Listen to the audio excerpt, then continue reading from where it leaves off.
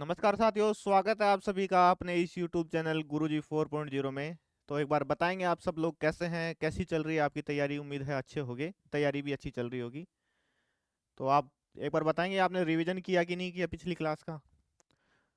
Daily मैं आपको revise के लिए जो भी बताता हूँ कि या तो वीडियो को 2x स्पीड में देख लो, या फिर जो हमारा टेलीग्राम चैनल है गुरुजी 4 एग्जाम के नाम से, उससे जुड़ो आप। उससे जुड़ने के बाद में आप उस पर फ्री जो हम पीडीएफ अपलोड करते हैं उन पीडीएफ से आप रिवीजन कर सकते हैं और अपने इस समय में बचत कर सकते हैं। ठीक है, तो आज हो चुका है, आज 9 जनवरी हो चुकी है और हम डिस्कस करने वाले हैं 9 जनवरी के करंट अफेयर्स पर एक शानदार क्लास के साथ, एक शानदार सेशन के साथ। ठीक है, तो हम शुरुआत करते हैं आज के पहले क्वेश्चन से। आज फ्राइडे है और 9 जनवरी है। 9 जनवरी के करंट अफेयर्स पर हम चर्चा करने वाले हैं। पहला क्वेश्चन है अपना, पाकिस्तान में हाल ही में मिले कुषाण साम्राज्य के सिक्के किस शासक के शासनकाल के हैं। तो पाकिस्तान में अभी क्या है कि रावलपिंडी में ये कुछ कुषाण साम्राज्य के सिक्के मिले हैं, वहां पाए गए, खोजे गए हैं। तो वो जो कुषाण जो शासक था कौन सा था कि उसके शासनकाल के सिक्के थे, वे थे वासुदेव फर्स्ट के। किसके थे? वासुदेव फर्स्ट के। चलिए इनके बारे में और जानकारी लेते हैं। पुरातत्वविदों ने भीर टीला, तक्षशिला, रावलपिंडी, पाकिस्तान में कुषाण काल के सिक्के और लापिस लाजुली की खोज की है। तो कहाँ खोज की है? पाकिस्तान में है भीर टीला, तक्षशिला में, जो कहाँ है? रावलपिंडी पाकिस्तान में स्थित है। वहां कुषाण साम्राज्य के सिक्कों की खोज की है और सिक्कों के साथ ही और क्या है? लापिस लाजुली की भी खोज उन्होंने की है। ये सिक्के दूसरी शताब्दी के हैं जो तक्षशिला में कुषाण शासन की पुष्टि करते हैं। ये सिक्के अंतिम प्रमुख कुषाण शासकों में से एक वासुदेव प्रथम के शासनकाल के सिक्के हैं, जो कि हमें प्रश्न में पूछा गया है। ये भी पूछ सकता है कि मतलब कि किस शासक के कार्यकाल में जो सिक्के वो बने हुए थे। ये जो आपसे क्वेश्चन पूछा ही गया है, उसके साथ ही पूछ सकता है कि जो वासुदेव जो शासक है वो कौन से साम्राज्य से संबंध है उसका। तो जो एग्जामिनर है वो किसी भी तरीके से आपसे क्वेश्चन पूछ सकता है। सिक्कों पर चित्रित शासक की पहचान करने के लिए मुद्रा शास्त्रीय विश्लेषण का उपयोग किया गया था। सिक्कों के अग्रभाग पर राजा वासुदेव को दर्शाया गया है, जो शाही अधिकार का संकेत देता है। जो सिक्कों का जो फ्रंट वाला भाग है, जहां जैसे आप जो अभी फिलहाल अपने हमारे जो कोइन चल रहे हैं, वहां जो अशोक स्तंभ को दर्शाया जाता है, वही वैसे ही उन सिक्कों पर अग्रभाग जो है वहां पर किसको दर्शाया गया है? राजा वासुदेव को दर्शाया गया है। और इसके पिछले हिस्से में एक महिला देवता को दर्शाया गया है, जो कि कुषाणों के तहत धार्मिक बहुलवाद को दर्शाता है। कि जैसा कि मैं आपको दिखा दूं, ये जो फ्रंट में है ये राजा वासुदेव को, और जो बैक में है तो एक इसको एक महिला देवता को दर्शाया गया है। कुषाण सिक्कों में भारतीय, ईरानी, यूनानी और बौद्ध प्रतीकों का मिश्रण है। जो ये जो सिक्के प्राप्त हुए हैं उनमें किस किस का मिश्रण है? कुषाण सिक्कों में भारतीय, ईरानी, यूनानी और बौद्ध प्रतीकों का इसमें मिश्रण है। यह खोज कुषाण शासकों द्वारा अपनाई गई धार्मिक सहिष्णुता पर प्रकाश डालती है। लापिस लाजुली के टुकड़े लंबी दूरी के व्यापार नेटवर्क को संकेत देते हैं। लापिस लाजुली 6ठी शताब्दी ईसा पूर्व की है, जो पुनः उपयोग या निरंतर व्यापार गतिविधि को दर्शाती है। तक्षशिला कुषाणों के अधीन एक प्रमुख राजनीतिक, आर्थिक और सांस्कृतिक केंद्र था। कुषाण साम्राज्य पहली से तीसरी शताब्दी के बीच फला फूला था। जो कुषाण साम्राज्य था वो पहली शताब्दी से लेकर तीसरी शताब्दी तक फला फूला था। तो चलते हैं आज के नेक्स्ट क्वेश्चन पर। उस पर चलने से पहले मैं आपको बता दूं, जो मेरे साथी इंग्लिश मीडियम के जो वीडियो देख रहे हैं उनको मैं बता दूं कि हम केवल हिंदी मीडियम जो क्वेश्चन होते हैं उन्हीं पे डिस्कस करते हैं, ताकि क्लास इतनी ज़्यादा लंबी नहीं हो सके, क्लास की ड्यूरेशन थोड़ी कम हो, रिविजन करने में भी आपके थोड़ा सा बेहतर रहे, इस वजह से। तो जो इंग्लिश मीडियम के मेरे साथी हैं वो इंग्लिश वाले वर्जन को या तो पॉज करके देख लें, या हमारा जो टेलीग्राम चैनल है उसको ज्वाइन करके देख लें, या स्क्रीनशॉट ले सकते हैं। ठीक है, तो चलते हैं आज के अगले क्वेश्चन पर। भारत की पहली हाइड्रोजन संचालित ट्रेन किस राज्य में शुरू होने वाली है? भारत में क्या है कि एक हाइड्रोजन संचालित ट्रेन चालू होने वाली है, तो वो कौन से राज्य में? वो है हरियाणा में। और हरियाणा में भी कहाँ से कहाँ तक? हरियाणा में भी इसका ट्रायल कहाँ से कहाँ होने वाला है? जींद से सोनीपत तक इसका ट्रायल होने वाला है। चलिए इसके बारे में और जानकारी लेते हैं। भारत की पहली हाइड्रोजन से चलने वाली ट्रेन हरियाणा में लॉन्च होने वाली है। यह परियोजना भारतीय रेलवे की एक पायलट पहल है। जो ये परियोजना है ये पायलट पहल के तहत ही एक लॉन्च, ये जो हाइड्रोजन ट्रेन है इसको लॉन्च कर रही है। हाइड्रोजन ट्रेन जींद सोनीपत मार्ग पर संचालित होगी। पायलट प्रोजेक्ट उत्तर रेलवे द्वारा कार्यान्वित किया गया है। जो ये जींद सोनीपत पड़ता है ये उत्तरी जो रेलवे कार्यालय है उसमें पड़ता है और उसी के द्वारा ये कार्यान्वित किया जा रहा है। परियोजना अंतिम कमीशनिंग चरण में पहुंच गई है, अब लास्ट मोमेंट में है जो परियोजना है वो। जींद में एक समर्पित हाइड्रोजन उत्पादन और भंडारण संयंत्र स्थापित किया गया है। हाइड्रोजन संयंत्र की भंडारण क्षमता 3000 किलोग्राम है। तो जींद में क्या है कि एक हाइड्रोजन संयंत्र है वो वहां पर स्थापित किया गया है और उसकी क्षमता कितनी है, 3000 किलोग्राम है। संयंत्र को 11 स्थिर 11 केवी बिजली आपूर्ति प्राप्त होती है। जो संयंत्र को है वो 11 केवी की बिजली प्राप्त होती है। ट्रेन के लिए हाइड्रोजन का उत्पादन इलेक्ट्रोसिस प्रक्रिया के माध्यम से किया जाता है। हाइड्रोजन ट्रेन सेट का निर्माण पूरा हो चुका है और इस परियोजना का लक्ष्य भारत में रेल ईंधन के रूप में हाइड्रोजन की व्यवहार्यता का परीक्षण करना है। परियोजना की राज्य स्तर पर समीक्षा हरियाणा के मुख्य सचिव अनुराग रस्तोगी ने की है और दक्षिण हरियाणा बिजली वितरण निगम लिमिटेड बिजली आपूर्ति की व्यवस्था में इसमें शामिल है। जो बिजली आपूर्ति है वो कौन करेगा, दक्षिण हरियाणा बिजली वितरण निगम इसमें बिजली की आपूर्ति करने वाला है। अब चलते हैं आज के नेक्स्ट क्वेश्चन पर। आज का अगला क्वेश्चन है अपना, एक मिनट, आज का अगला क्वेश्चन है अपना,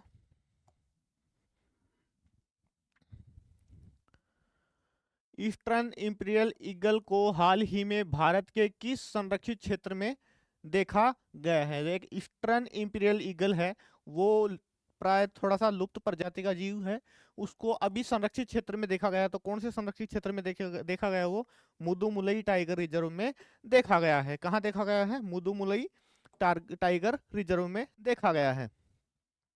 ईस्टर्न इंपीरियल ईगल जिसका साइंटिफिक नेम क्या है, एक्विला हेलिया, एक्विला हेलिया को हाल ही में तमिलनाडु के मुदुमुलई टाइगर रिजर्व में देखा गया था। यह दृश्य शीतकालीन प्रवास के मौसम के दौरान हुआ।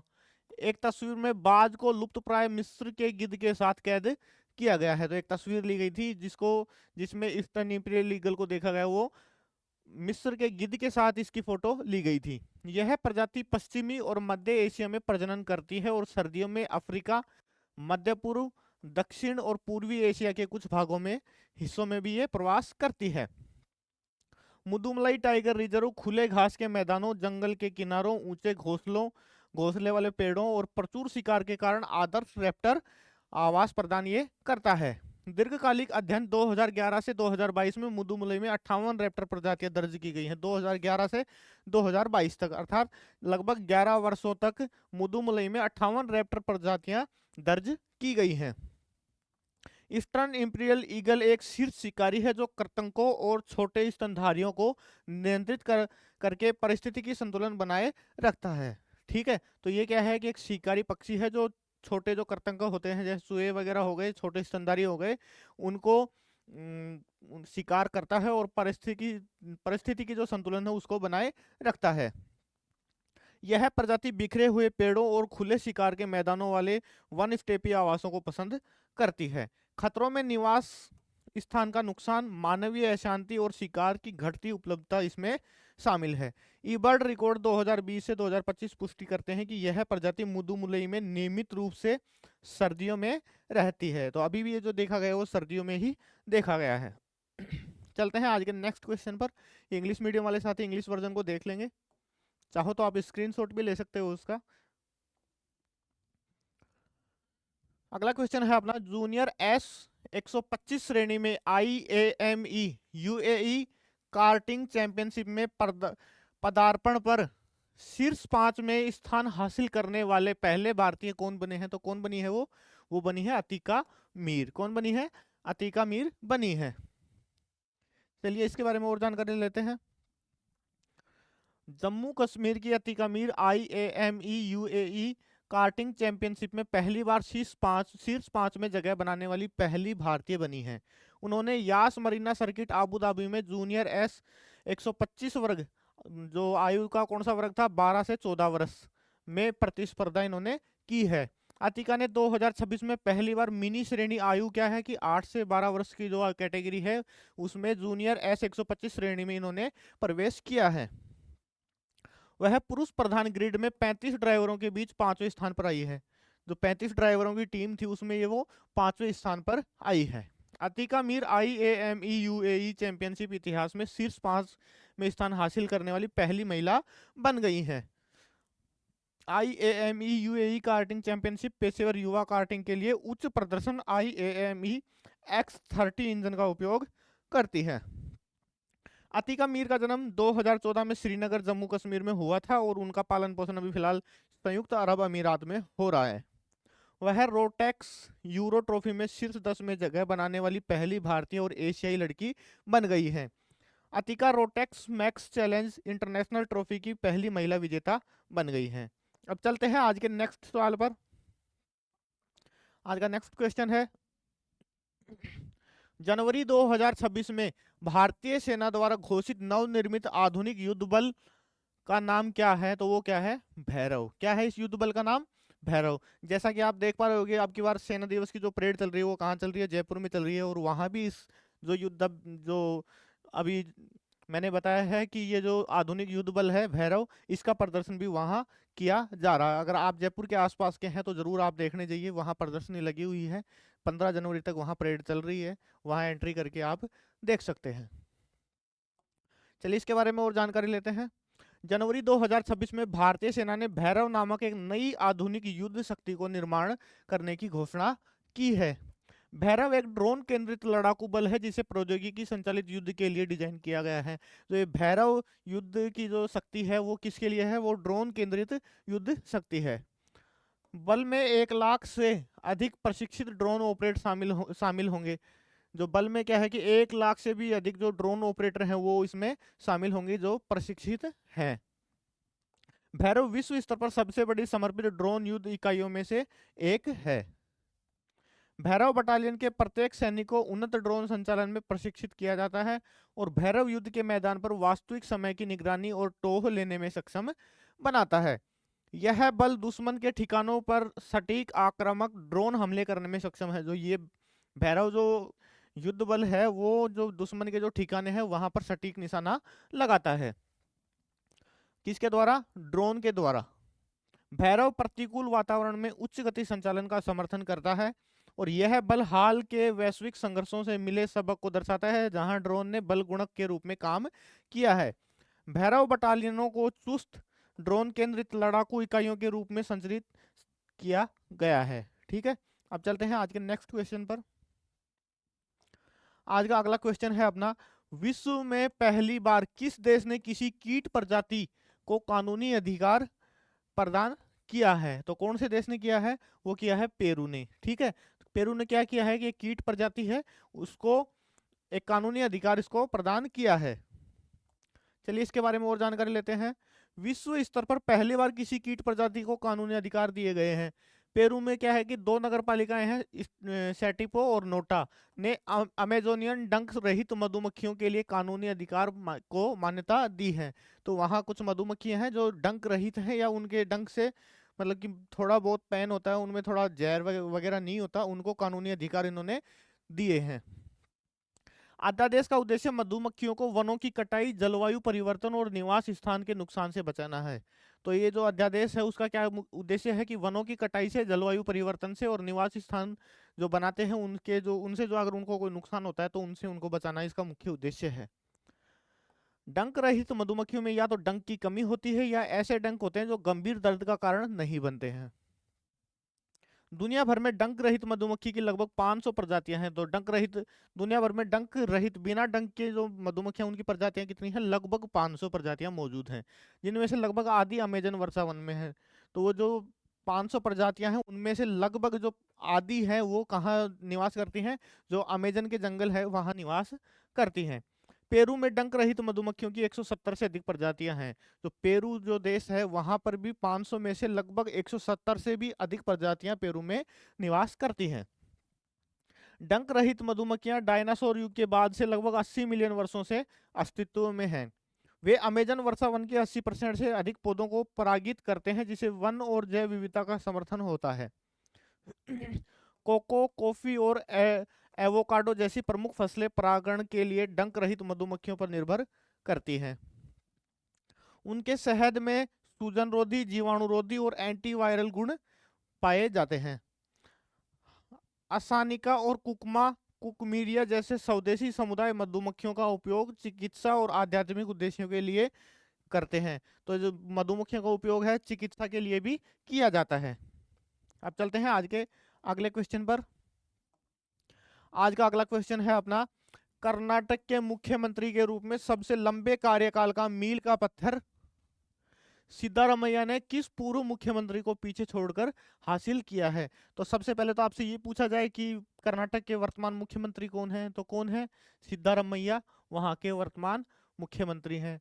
अब इन्होंने क्या है कि इनका कार्यकाल सर्वाधिक लंबा हो गया है, तो किस पूर्व मुख्यमंत्री के बाद मतलब उनको पीछे छोड़कर इनका कार्यकाल सबसे लंबा हो गया है? तो वो है देवराज उर्स। कौन है? देवराज उर्स का कार्यकाल इनसे लंबा था पहले, लेकिन अब हाल ही फिलहाल में किसका कार्यकाल लंबा हो गया है? अब वहां के जो वर्तमान मुख्यमंत्री हैं सिद्धारमैया, उनका कार्यकाल उनसे लंबा हो गया है। चलिए इसके बारे में और जानकारी लेते हैं। जनवरी 2026 में सिद्धारमैया कर्नाटक के सबसे लंबे समय तक सेवा करने वाले मुख्यमंत्री बने हैं। उन्होंने देवराज उर्स के पिछले रिकॉर्ड को पीछे छोड़ दिया है। सिद्धारमैया ने कई कार्यकालों में लगभग 7 साल और 8 महीने पूरे किए हैं, तो उनका वर्तमान कार्यकाल लगभग कितना हो गया है? 7 साल और 8 महीने। सिद्धारमैया का जन्म मैसूर जिले के टी नरसीपुरा के पास सिद्धारमा हुंडी गांव में हुआ था। उनका राजनीतिक करियर 1983 में एक स्वतंत्र उम्मीदवार के रूप में चामुंडेश्वरी निर्वाचन क्षेत्र से जीत के साथ उनका जो राजनीतिक करियर था वो शुरू हुआ था। कब हुआ था? 1983 में। तो ये इतना कुछ खास इंपॉर्टेंट नहीं है। सिद्धारमैया का शुरुआती राजनीतिक करियर भारतीय राष्ट्रीय कांग्रेस से बाहर था। उन्होंने मुख्यमंत्री रामकृष्ण हेगड़े के अधीन मंत्री पद उन्होंने संभाला था। तो पहले मुख्यमंत्री थे वहां के रामकृष्ण हेगड़े, उनके अधीन उन्होंने मंत्री पद भी संभाला हुआ है। ठीक है। उनके द्वारा संभाले गए प्रमुख विभागों में पशुपालन, रेशम उत्पादन और परिवहन इसमें शामिल है। वह 2006 में जनता दल से बाहर हो गए और बाद में कांग्रेस पार्टी में शामिल हो गए। तो पहले वे जनता दल में शामिल थे और 2006 में वो कांग्रेस में शामिल हो गए। सिद्धारमैया ने कर्नाटक की राजनीति में अहिंदा में सामाजिक गठबंधन के लोकप्रिय इन्होंने बनाया था। अहिंदा अल्पसंख्यकों, पिछड़े वर्गों और दलितों को का प्रतिनिधित्व ये करता था। वह कर्नाटक में कुरुबा समुदाय के पहले मुख्यमंत्री हैं। सिद्धारमैया ने रिकॉर्ड 16 राज्य बजट पेश किए, जो किसी भी कर्नाटक सीएम द्वारा सबसे अधिक है। तो इन्होंने अब तक कितने बजट पेश कर दिए? 16 बजट इन्होंने पेश कर दिए, कि जो आज तक वहां के किसी भी मुख्यमंत्री ने पेश नहीं किए हैं। उन्होंने 2009 से 13 और 2019 से 23 के बीच 2 बार विपक्ष नेता के रूप में कार्य भी उन्होंने किया है। चलते हैं हम नेक्स्ट क्वेश्चन पर। आज का अगला क्वेश्चन है अपना, जनरल इंश्योरेंस काउंसिल द्वारा स्वास्थ्य बीमा परिस्थितिकी तंत्र और रणनीति भागीदारी के सीईओ के रूप में किसे नियुक्त किया गया है? तो किसे नियुक्त किया गया है? वो किया गया है एस प्रकाश को। किसको नियुक्त किया गया है? एस प्रकाश को नियुक्त किया गया है। चलिए इसके बारे में और जानकारी लेते हैं। जनरल इंश्योरेंस काउंसिल ने एस प्रकाश को हेल्थ इंश्योरेंस इकोसिस्टम और स्ट्रेटेजिक पार्टनरशिप का सीईओ नियुक्त किया है। नियुक्ति 7 जनवरी 2026 से प्रभावी होगी। तो नियुक्ति है वो कब से प्रभावित हुई है? 7 जनवरी 2026 से। सामान्य बीमा परिषद भारत में गैर जीवन बीमा कंपनियों का प्रतिनिधित्व करने वाली शीर्ष संस्था है। जीआई परिषद और जीवन बीमा क्षेत्र के व्यवस्थित विकास को बढ़ावा देने के लिए बीमाकर्ताओं और नियामकों और हितधारकों के साथ काम ये करती है। स्वास्थ्य बीमा की पहचान एक ऐसे क्षेत्र के रूप में की गई है जिसमें मजबूत समन्वय और संरचित शासन की आवश्यकता है। नए सीईओ की भूमिका विशेष रूप से स्वास्थ्य बीमा परिस्थितिकी तंत्र को केंद्रित करती है। एस प्रकाश बीमाकर्ताओं, अस्पतालों, नियामकों और अन्य हितधारकों के साथ समन्वय करेंगे। अब चलते हैं नेक्स्ट क्वेश्चन पर। आज का अगला क्वेश्चन है अपना, पूर्व विश्व बिलियर्ड्स चैंपियन मनोज कोठारी, जिनका 2026 में निधन हो गया, को खेल में उनके जीवन काल के योगदान के लिए 2005 में किस पुरस्कार से सम्मानित किया गया था? तो किस पुरस्कार से सम्मानित किया गया था? ध्यानचंद पुरस्कार से सम्मानित किया गया था। तो ये जो ध्यानचंद पुरस्कार है, इसका पहले नाम क्या था? पहले इसका नाम था राजीव गांधी खेल रत्न पुरस्कार। ठीक है, पहले इसका नाम क्या था? राजीव गांधी खेल रत्न पुरस्कार इसका नाम था, लेकिन 2021 में बदलकर क्या कर दिया? मेजर ध्यानचंद पुरस्कार इसका नाम कर दिया गया। तो 2000, अब आपसे एग्जामिनर ये भी पूछ सकता है कि मनोज कोठारी को ध्यानचंद पुरस्कार कब मिला, तो 2005 में मिला। ठीक है, तो एग्जामिनर अपने दिमाग से कैसे भी क्वेश्चन पूछ सकता है, ये करंट अफेयर्स के हिसाब से भी पूछ सकता है, चर्चित है, तो स्टैटिक जीके में भी ये क्वेश्चन आपसे पूछा जा सकता है। चलिए इसके बारे में और जानकारी लेते हैं। पूर्व विश्व बिलियर्ड्स चैंपियन मनोज कोठारी का 67 वर्ष की आयु में 2026 में तमिलनाडु के तिरुनेलवेली में निधन इनका हो गया है। तो कितनी आयु में? 67 वर्ष की आयु में। उनकी मृत्यु से 10 दिन पहले उनका सफल लीवर प्रत्यारोपण हुआ था, लेकिन फेफड़ों में संक्रमण हो गया था। कोठारी ने 1990 में विश्व बिलियर्ड्स चैंपियनशिप जीती थी। उन्होंने अपनी बहुमुखी प्रतिभा को उजागर करते हुए 1997 में विश्व युगल बिलियर्ड्स चैंपियनशिप इन्होंने जीती थी। 2005 में उन्हें खेल में आजीवन उपलब्धि के लिए ध्यानचंद पुरस्कार दिया गया था। उन्हें 2025 में billiards and snooker federation of India द्वारा लाइफ टाइम अचीवमेंट अवार्ड से सम्मानित इनको किया गया था। कोठारी ने 2011 से एक दशक से अधिक समय तक भारतीय बिलियर्ड्स टीम के मुख्य कोच के रूप में भी कार्य किया और कई विश्व चैंपियनों को सलाह इन्होंने दी थी। उन्होंने सौरभ के करियर को महत्वपूर्ण रूप से प्रभावित किया, जो WBL 2018 और IBSF 2025 के तहत विश्व बिलियर्ड्स चैंपियन जो बने थे। सौरभ और कोठारी किसी भी खेल में एकमात्र पिता पुत्र विश्व चैंपियनशिप जोड़ी है। जो इनके बेटे हैं सौरभ वो और इनके पिता कोठारी, जो खेल में एकमात्र पिता पुत्र की जोड़ी है जो विश्व चैंपियनशिप बने हुए हैं। बिलियर्ड्स की शुरुआत 1340 के दशक में फ्रांस में ग्राउंड गेम के रूप में हुई और बाद में यह आधुनिक अंग्रेजी बिलियर्ड्स और कैरम गेम्स में विकसित हुआ है। अब चलते हैं आज के नेक्स्ट क्वेश्चन पर। आज का अगला क्वेश्चन है अपना, चमड़ा निर्यात परिषद CLE के अध्ययन के रूप में किसने कार्यभार संभाला है? तो किसने संभाला है? वो रमेश कुमार जुनेजा ने संभाला है। ठीक है, अब चलते हैं इसके बारे में और डिस्कस करते हैं थोड़ा सा। रमेश कुमार जुनेजा ने चमड़ा निर्यात परिषद CLE के अध्यक्ष के रूप में कार्यभार संभाला है। उन्होंने CLE की प्रशासन समिति की 184वीं बैठक के दौरान यह पद ग्रहण किया। प्रशासन समिति 184वीं बैठक चेन्नई में आयोजित की गई थी। कहाँ आयोजित की गई थी? चेन्नई में आयोजित की गई थी। चमड़ा निर्यात परिषद एक निर्यात संवर्धन परिषद है। CLE वाणिज्य और उद्योग मंत्रालय द्वारा प्रायोजित है। CLE भारत से चमड़े के निर्यात को बढ़ावा देने वाली शीर्ष संस्था है। CLE अंतर्राष्ट्रीय बाजारों में चमड़े, जूते और चमड़े के उत्पादों को बढ़ावा ये देता है। CLE नीति, वकालत, व्यापार सुविधा और बाजार विकास के माध्यम से निर्यातकों का समर्थन करता है। रमेश कुमार जुनेजा के पास चमड़ा उद्योग में 4 दशकों से अधिक का अनुभव है। तो इनके पास लगभग क्या है कि 40 वर्ष से अधिक का अनुभव है। वह जेसी ग्रुप के संस्थापक हैं और जुनेजा 1980 के दशक में अंतर्राष्ट्रीय खुदरा विक्रेताओं के साथ सीधे काम करने वाले शुरुआती भारतीय चमड़ा उद्यमियों में से एक हैं। ठीक है, तो ये कुछ क्वेश्चंस थे जिसपे हमने करंट अफेयर्स के क्वेश्चंस पर डिस्कस करी। उम्मीद है क्लास आपको समझ में आई होगी। अगर समझ में आई हो, अच्छी लगी तो आपको क्लास को लाइक करें, शेयर करें और चैनल को सब्सक्राइब करना ना भूलें, जिससे जो भी हम नेक्स्ट वीडियो डालेंगे तो उसका नोटिफिकेशन आपके पास सबसे पहले पहुंच सके। और जैसे कि मैं आपको डेली बताता हूँ, अगर आपके छोटे भाई बहन या आपके कोई रिश्तेदार अगर 12th PCM या PCB से संबंध रखते हैं, तो अब एग्जाम में और ज़्यादा समय नहीं बचा है। एक शानदार सेशन लेकर गुरुजी 4.0 आ गया है, तो उसी के साथ हम आपको एक बहुत ही शानदार कोर्स प्रोवाइड कर रहे हैं जो गुरुजी 4.0 ऐप पर जो अवेलेबल है। हमारे डेमो वीडियो देखने के लिए आप हमारी प्लेलिस्ट में जाकर डेमो वीडियोस देख सकते हैं कि हमारी टीम कितनी मेहनत से जो रिवीजन करवा रही है। और उसके साथ ही अगर आप हमारे कोर्स से जुड़ना चाहते हैं तो आज ही प्ले स्टोर से गुरुजी 4.0 ऐप डाउनलोड करके हमारे कोर्स से आप जुड़ सकते हैं। तो ये हमारी करंट अफेयर्स की क्लास थी। उम्मीद है आपको अच्छे तरीके से समझ में आई होगी। अब आज की वीडियो में इतना ही, मिलते हैं कल की वीडियो में, तब तक के लिए धन्यवाद।